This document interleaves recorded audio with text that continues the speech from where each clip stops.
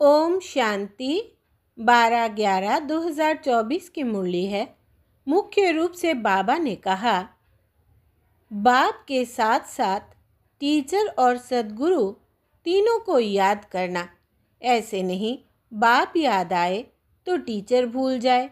जब तीनों को याद करेंगे तभी कृष्णपुरी में जा सकेंगे, अर्थात आदि से पाठ बजा सकेंगे। उन्हें कभी भी माया के तूफान हरा नहीं सकते हैं। आगे कहा, अपार खुशी में रहने के लिए सदा स्मृति रहे कि स्वयं बाप हमारा श्रृंगार कर रहे हैं। वो हमें अथाह धन देते हैं। हम नई दुनिया अमरपुरी के लिए पढ़ रहे हैं। विजय माला में पिरोने के लिए निश्चय बुद्धि बन दैवी गुण धारण करने हैं। जो दिया उसे वापस लेने का संकल्प कभी ना आए। संशय बुद्धि बन अपना पद नहीं गंवाना है। अब सुनते हैं महावाक्यों को विस्तार से। बाबा ने कहा, मीठे बच्चे, बाप आए हैं तुम बच्चों का श्रृंगार करने। सबसे अच्छा श्रृंगार है पवित्रता का। प्रश्न है, पूरे 84 जन्म लेने वालों की मुख्य निशानी क्या होगी? उत्तर, पहला, वो बाप के साथ साथ टीचर और सद्गुरु तीनों को याद करेंगे। ऐसे नहीं बाप याद आए तो टीचर भूल जाए। जब तीनों को याद करे तभी कृष्णपुरी में जा सके, अर्थात आदि से पाठ बजा सके। दूसरा, उन्हें कभी भी माया के तूफान हरा नहीं सकते हैं। ओम शांति।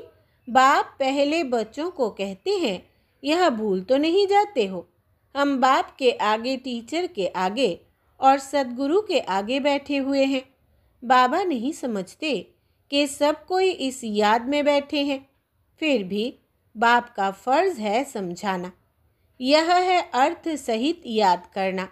हमारा बाबा बेहद का बाप भी है, टीचर भी है और बरोबर हमारा सद्गुरु भी है, जो बच्चों को साथ में ले जाएगा। बाप आए ही है बच्चों का श्रृंगार करने। पवित्रता से श्रृंगार करते आए हैं। धन भी अथाह देते हैं। धन देते ही है नई दुनिया के लिए, जहाँ तुमको जाना है। यह बच्चों को याद करना है। बच्चे गफलत करते हैं, जो भूल जाते हैं। वो जो पूरी खुशी होनी चाहिए वो कम हो जाती है। ऐसा बाप तो कभी मिलता ही नहीं। तुम जानते हो, हम बाबा के बच्चे ज़रूर है।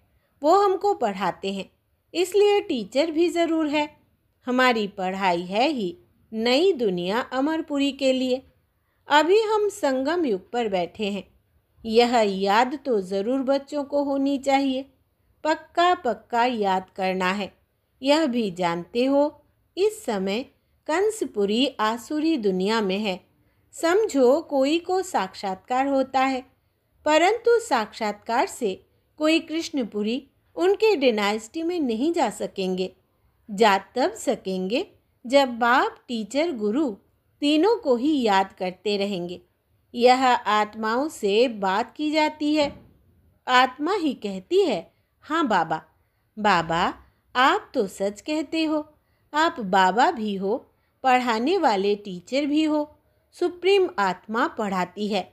लौकिक पढ़ाई भी आत्मा ही शरीर के साथ पढ़ाती है, परंतु वो आत्मा भी पतित तो शरीर भी पतित है।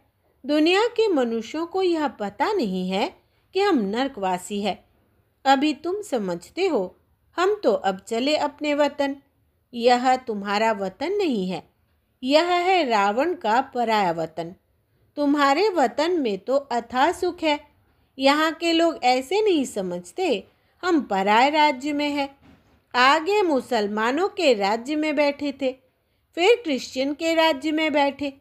अभी तुम जानते हो हम अपने राज्य में जाते हैं। आगे रावण राज्य को हम अपना राज्य समझ बैठे थे। यह भूल गए हैं हम पहले राम राज्य में थे, फिर 84 जन्मों के चक्र में आने से रावण राज्य में दुख में आकर पड़े हैं। पराय राज्य में तो दुख ही होता है। यह सारा ज्ञान अंदर में आना चाहिए। बाप तो ज़रूर याद आएगा, परंतु तीनों को याद करना है। यह नॉलेज भी मनुष्य ही ले सकते हैं, जानवर तो नहीं पढ़ेंगे। यह भी तुम बच्चे समझते हो, वहाँ कोई बैरिस्ट्री आदि की पढ़ाई होती नहीं। बाप यहाँ ही तुमको माला माल कर रहे हैं, तो सब तो राजाएं नहीं बनते हैं। व्यापार भी चलता होगा, परंतु वहाँ तुमको अथाह धन रहता है। घाटा आदि होने का कायदा ही नहीं, लूट मार आदि वहाँ होती नहीं। नाम ही है स्वर्ग। अभी तुम बच्चों को स्मृति आई है, हम स्वर्ग में थे, फिर पुनर्जन्म लेते लेते नीचे उतरते हैं। बाप कहानी भी उन्हों को ही बताते हैं। 84 जन्म नहीं लिए होंगे तो माया हरा देगी। यह भी बाप समझाते रहते हैं। माया का कितना बड़ा तूफान है, बहुतों को माया हराने की कोशिश करती है। आगे चल तुम बहुत देखेंगे सुनेंगे। बाप के पास सबके चित्र होते तो तुमको वंडर दिखाते। यह फलाना इतना दिन आया, बाप का बना, फिर माया खा गई, मर गया, माया के साथ जा मिला। यहाँ इस समय कोई शरीर छोड़ते हैं तो इसी दुनिया में आकर जन्म लेते हैं। तुम शरीर छोड़ेंगे तो बाबा के साथ बेहद घर में जाएंगे। वहाँ बाबा मम्मा बच्चे सब है ना। परिवार ऐसा ही होता है। मूल वतन में बाप और भाई भाई है, और कोई संबंध नहीं। यहाँ बाप और भाई बहन है, फिर वृद्धि को पाते हैं। चाचा मामा आदि बहुत संबंध हो जाते हैं। इस संगम पर तुम प्रजापिता ब्रह्मा के बनते हो तो भाई बहन हो, शिव बाबा को याद करते हो तो भाई भाई हो। यह सब बातें अच्छी रीति याद करनी है। बहुत बच्चे भूल जाते हैं। बाप तो समझाते रहते हैं। बाप का फर्ज है बच्चों को सिर पर उठाना, तब तो नमस्ते नमस्ते करते रहते हैं, अर्थ भी समझते हैं। भक्ति करने वाले साधु संत आदि कोई तुमको जीवन मुक्ति का रास्ता नहीं बताते। वो मुक्ति के लिए ही पुरुषार्थ करते रहते हैं। वो है ही निवृत्ति मार्ग वाले। वो राजयोग कैसे सिखलाएंगे? राजयोग है ही प्रवृत्ति मार्ग का। प्रजापिता ब्रह्मा को 4 भुजाएं देते हैं तो प्रवृत्ति मार्ग हुआ ना। यहाँ बाप ने इनको एडप्ट किया तो नाम रखा है ब्रह्मा और सरस्वती। ड्रामा में नूंद देखो कैसी है। वानप्रस्थ अवस्था में ही मनुष्य गुरु करते हैं, 60 वर्ष के बाद। इसमें भी 60 वर्ष के बाद बाप ने प्रवेश किया तो बाप टीचर गुरु बन गए। अभी तो कायदे भी बिगड़ गए हैं, छोटे बच्चे को भी गुरु करा देते हैं। यह तो है ही निराकार। तुम्हारी आत्मा का यह बाप भी बनते, टीचर सद्गुरु भी बनते हैं। निराकारी दुनिया को कहा जाता है आत्माओं की दुनिया। ऐसे तो नहीं कहेंगे, दुनिया ही नहीं है। शांति धाम कहा जाता है, वहाँ आत्माएं रहती है। अगर कहे परमात्मा का नाम रूप देश काल नहीं तो बच्चे फिर कहाँ से आएंगे? तुम बच्चे अब समझते हो यह वर्ल्ड की हिस्ट्री ज्योग्राफी कैसे रिपीट होती है। हिस्ट्री चैतन्य की होती है, ज्योग्राफी तो जड़ वस्तु की है। तुम्हारी आत्मा जानती है हम कहाँ तक राज्य करते हैं। हिस्ट्री गाई जाती है जिसको कहानी कहा जाता है। ज्योग्राफी देश की होती है।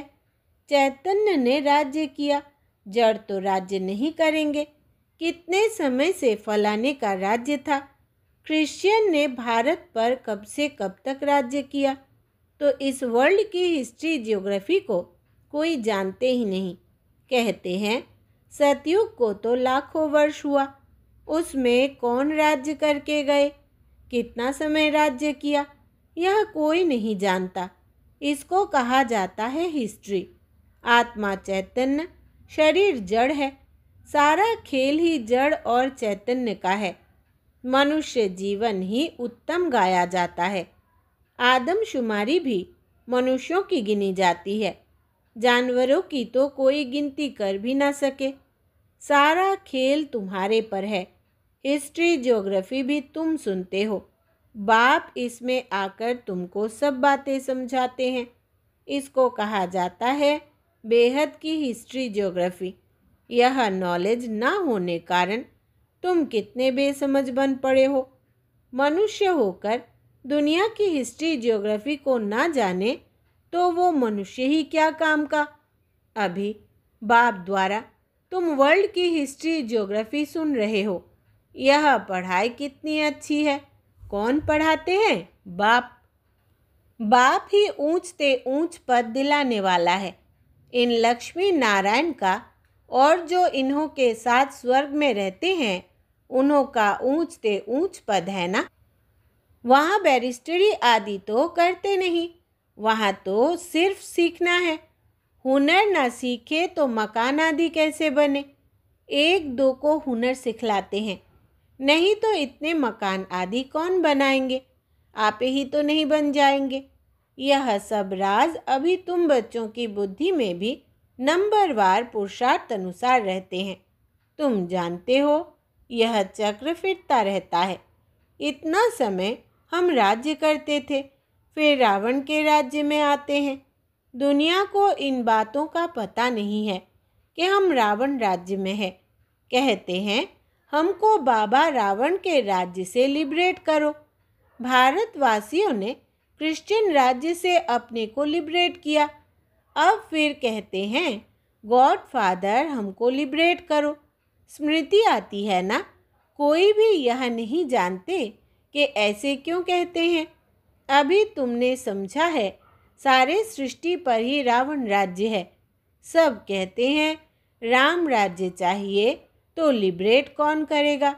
समझते हैं गॉड फादर लिबरेट कर गाइड बन ले जाएंगे। भारतवासियों को इतना अक्ल नहीं है। यह तो बिल्कुल तमो प्रधान है। वो ना इतना दुख उठाते हैं ना इतना सुखी पाते हैं। भारतवासी सबसे सुखी बनते हैं तो दुखी भी बने हैं। हिसाब है ना। अभी कितना दुख है। जो रिलीजियस माइंडेड है वो याद करते हैं ओ गॉड फादर लिबरेटर। तुम्हारी भी दिल में है बाबा आकर हमारे दुख हरो और सुख धाम ले चलो। वो कहते हैं शांति धाम ले चलो। तुम कहेंगे शांति धाम और सुख धाम ले चलो। अब बाप आया हुआ है तो बहुत खुशी होनी चाहिए। भक्ति मार्ग में कर्ण रस कितना है। उनमें रियल बात कुछ भी है नहीं। एकदम आटे में नमक है। चंडिका देवी का भी मेला लगता है। अब चंडियों का फिर मेला क्यों लगता है। चंडी किसको कहा जाता है। बाबा ने बताया है चंडाल का जन्म भी यहाँ के ही लेते हैं। यहाँ रहकर खा पीकर कुछ देकर फिर कहते हैं हमने जो दिया वो हमको दो। हम नहीं मानते। संशय पड़ जाता है तो वो क्या जाकर बनेंगे। ऐसी चंडिका का भी मेला लगता है। फिर भी सतयुगी तो बनते हैं ना। कुछ समय भी मददगार बने तो स्वर्ग में आ गए। वो भक्त लोग तो जानते नहीं। ज्ञान तो कोई के पास है नहीं। वो चित्र वाली गीता है, कितना पैसा कमाते हैं। आजकल चित्रों पर तो सब आशिक होते हैं, उसको आर्ट समझते हैं। मनुष्यों को क्या पता देवताओं के चित्र कैसे होते हैं। तुम असल में कितने फर्स्ट क्लास थे, फिर क्या बन गए हो। वहाँ कोई अंधा काना आदि होता नहीं।